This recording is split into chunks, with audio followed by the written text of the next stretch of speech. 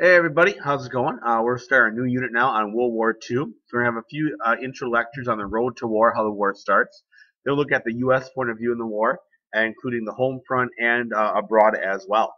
So let's first go here and take a look at what happens. How does this war come to be? One of the questions you guys asked in class today was, why does this thing take place? Well, let's take a little peek.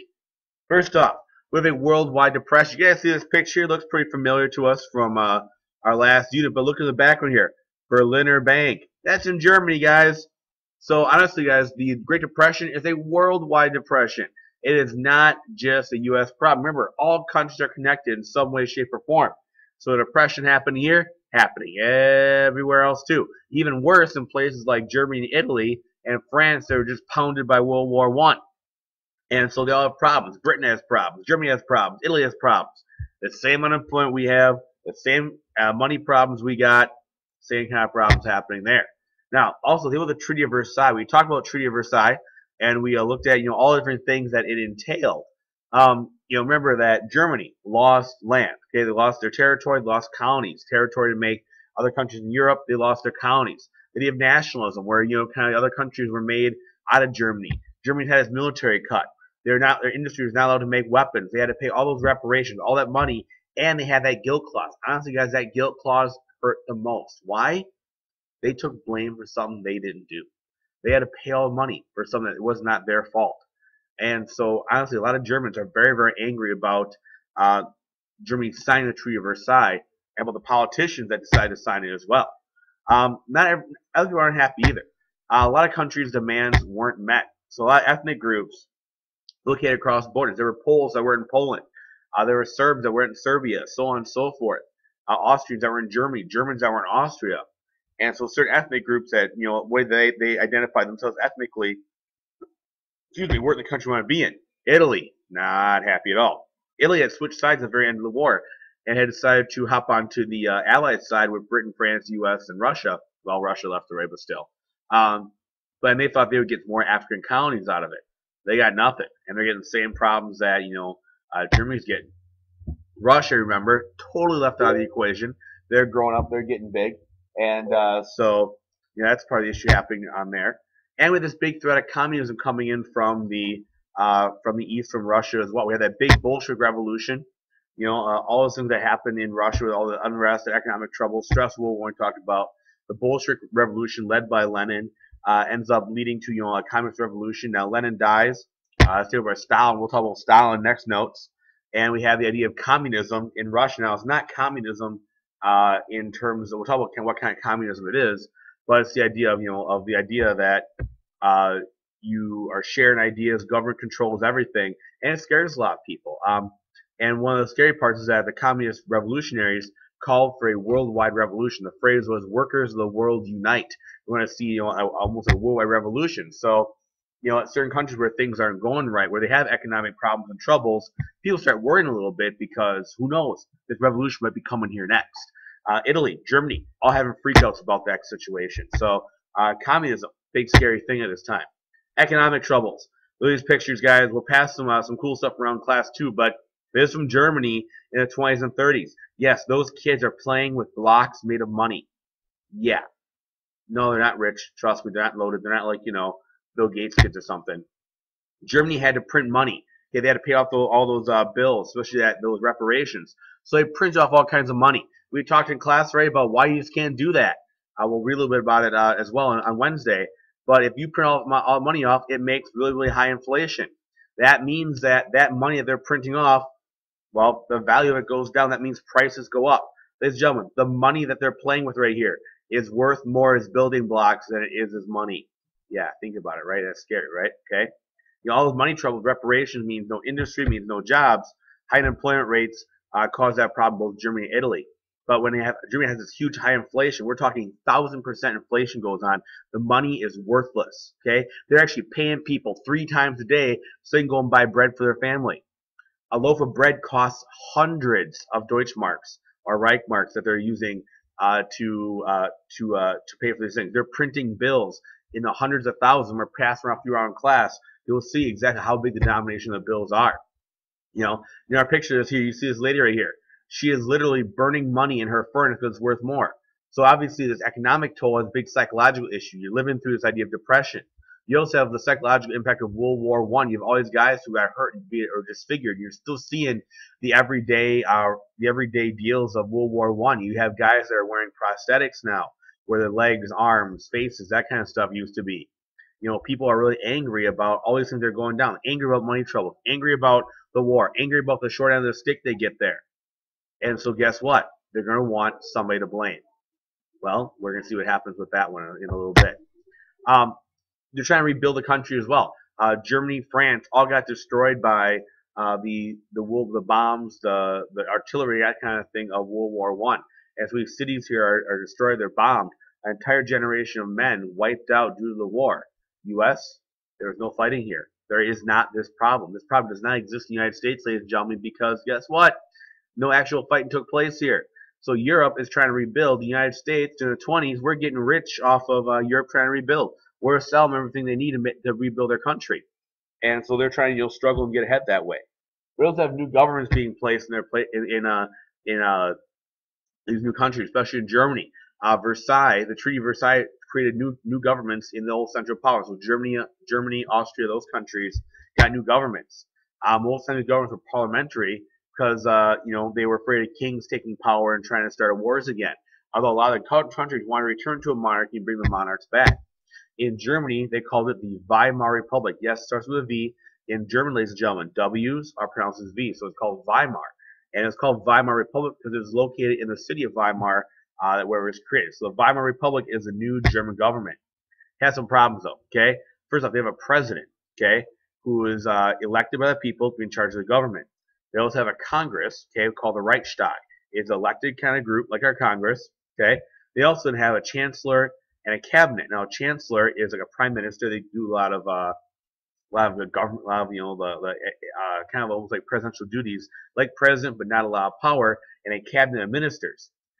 Essentially, you have a whole bunch of people trying to make decisions. They call it a very ineffective government because all these other things going over the place. A little diagram here. Here it comes. So here you have your president in Berlin. The president can appoint and dismiss chancellors. Okay. You have the Reichstag over here with over 528 deputies. They have to vote on everything. They're voted by the voters. The voters elect the president. The voters elect everything else here. Okay. So all the voters get to make decisions. Plus, you have these guys trying to make decisions. The president can make decisions here. The president makes decisions here. President in emergency can make decisions without the Reichstag. The president can summon and dismiss the Reichstag. So if he wants to, he can take the entire Congress and get rid of them. He can take the chancellor and get rid of them if he wants to. Essentially, notice how confusing this looks, right? It's a very, very ineffective government. So when there are problems like, problems like, money issues and inflation, they can't make laws fast enough to fix the problems. So you think about in the 30s with FDR in the United States, how he kind of came in and took action. There's no action happening here in the 20s. Okay, it's all just too confusing, too many little hoops to jump through to make it not an effective way of governing because there's too many things that can go wrong here. And so it causes a big problem because people are mad because things aren't happening. Being very, very effective, being very, very corrupt that way. Your president still has a lot of power because, he can, summon and dismiss the Reichstag, the Congress. He can summon and dismiss the chancellor, the ministers, all kind of things. And it just is not a very effective government to use. And so it makes a lot of people angry because of that. Okay. What does it lead to? Okay, what this does lead to is a rise of dictators. Now, what a dictator is, ladies and gentlemen, we'll get it in a second. We hear names and that kind of stuff. Adolf Hitler, dictator. Benito Mussolini, dictator. Joseph Stalin, Francisco Franco, Hideki Tojo, military dictator. We see these guys leading these countries that become the Axis powers of World War II as well as Soviet Union. And so we're kind of taking this week, look at these dictators, see what they are. We're going to start off with what a dictator is, guys. Here's Sacha Baron Cohen in his movie The Dictator. Never actually seen it. Somebody tell me if it's good. A dictator is a ruler with total power over one country, typically one who has obtained power by force. So he stepped in, took that power over, and are ruling countries by themselves. And usually it's totalitarian. That means that all that power is controlled of one person. Once again, let's go back to the thing here. Mussolini, Stalin, Hitler, they were the only ones in charge. Franco in Spain, same thing. I've tried to put on my page here. So obviously we kind of see a lot of these dictators rise up in the 30s and 40s in Europe. We also see them later on Africa and parts of Asia, starting in the 50s, going all the way through today. One way of dictator is the idea of fascism. I love my little pictures here. But fascism was developed by Benito Mussolini in Italy as kind of one of these ways that we see dictators rise up. And the things that go into fashion are three big ideas. Okay, one is extreme patriotism. Okay, love a country. It's like nationalism on steroids.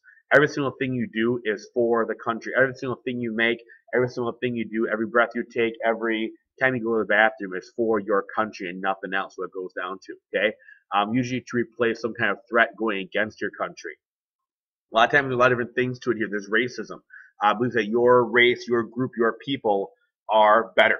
Okay, and so they kind of make the idea. Basically, all thought has to go along with the government. That's why I have a little sign up here warning. In fascism, free thinking is strictly prohibited. Things you have to do: threats and prisons. Usually, there's a paramilitary force. That means like a special secret police, if you will. People are detained. You target individuals. You restrict the press because the government, whatever government says, is right. Anytime that you question government, that's treason. Bye-bye, you might be gone. And so all these different ideas come into fascism. Really, it's extreme patriotism, love of country, and kind of putting that on people. At the time, though, think about it. Germany, Italy, these countries are hurting. Okay, they're not feeling very proud to be German or be Italian. And when this idea of fascism comes in here, it feels good to be that again. Here's Benito Mussolini. We'll kind of talk about him just for last few minutes of our notes here. But he was an Italian World War I vet, started as a socialist and a writer, elementary school teacher as well. Supposedly he got kicked out of class when he was in school for punching his teacher, but that's a whole other story. But he was actually kicked out of the Socialist Party for wanting to fight World War I. He went and fought. He was a corporal. He was injured, all that kind of stuff. And when he gets out of the army, he wants to find a better party. And he decides to found this fascist idea. He wants Italy, basically wants Italy to be great. Wants Italy to come back to being how great it was before. Because he really disagrees with how Italy was treated in Versailles, with economic chaos, all those problems. And so he develops this idea of fascism, almost based in the old Roman idea. There's something called the fasces, which was a symbol of ancient Rome. And I'll show you this in class probably on Wednesday probably. And it was kind of what he based his idea off here, that you all have to band together and to be strong. And so essentially he kind of creates this idea that it's great to be Italian, and I'm going to bring Italy back. Now he does found his own paramilitary group called the Black Shirts. You guessed it, they all wore black shirts. These are his enforcers. If you were talking bad about his people, his group, they come around and kick your butt. One of their favorite things to do was to tie you to a tree and shove live frogs and castor oil down your throat. Makes you really sick and throw up, that kind of good stuff. It's kind of gross, actually. So that's kind of his way to enforce people. If you were talking against him, if you were a communist, somebody who was not his belief, they come find you, beat the crap out of you, those kind of things. Mussolini comes to power in 1922. He founds this idea in the late 1900s.